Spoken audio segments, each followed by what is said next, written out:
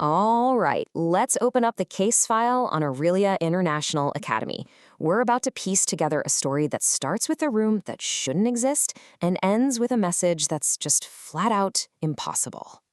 And this is the question that kicks the whole thing off. It's the central paradox of this entire case. I mean, how on earth does your name end up in a diary written 2 decades ago by someone you've never even met? It just doesn't make sense. So let's start at the beginning. Section 1. The room that isn't there. Our investigation kicks off at Aurelia Academy, a place where the very first clue is a location that, according to everyone, doesn't even exist. Now, on paper, this place looks like paradise. A beautiful, prestigious, 100-year-old campus tucked away in the mountains. But it's what's not in the brochures that's interesting. You know, the whispers about old corridors and forgotten tunnels?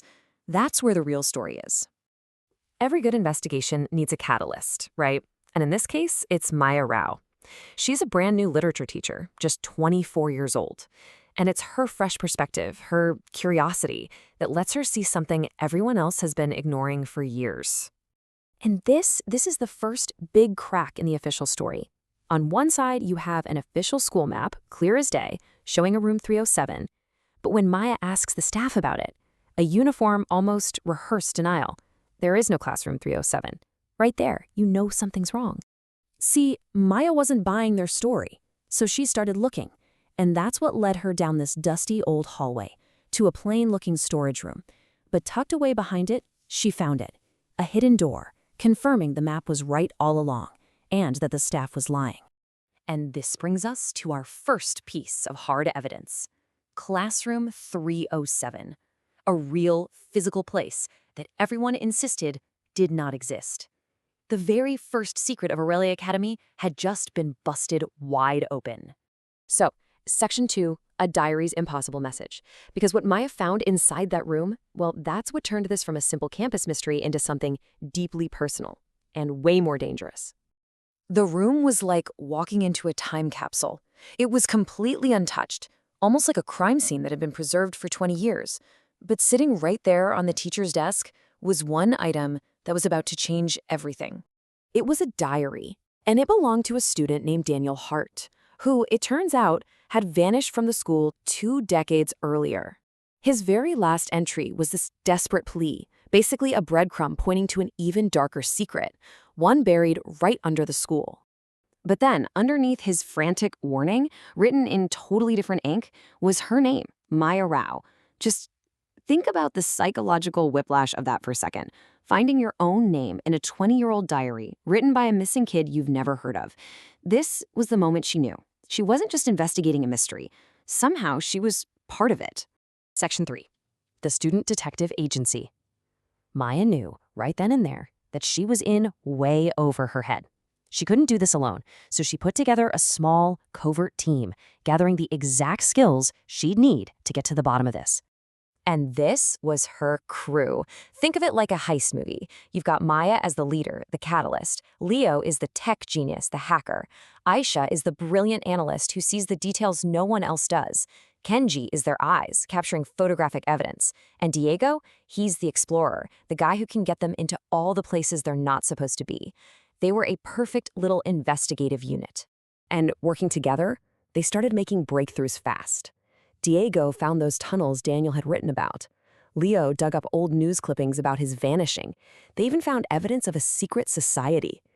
And all the while, Kenji was taking these eerie photos near room 307, photos with these weird, unexplainable shadows in them. Okay, Section 4, obstruction of justice. Because as the team got closer and closer to the truth, they started getting some serious pushback from the top, specifically from Principal Eleanor Graves.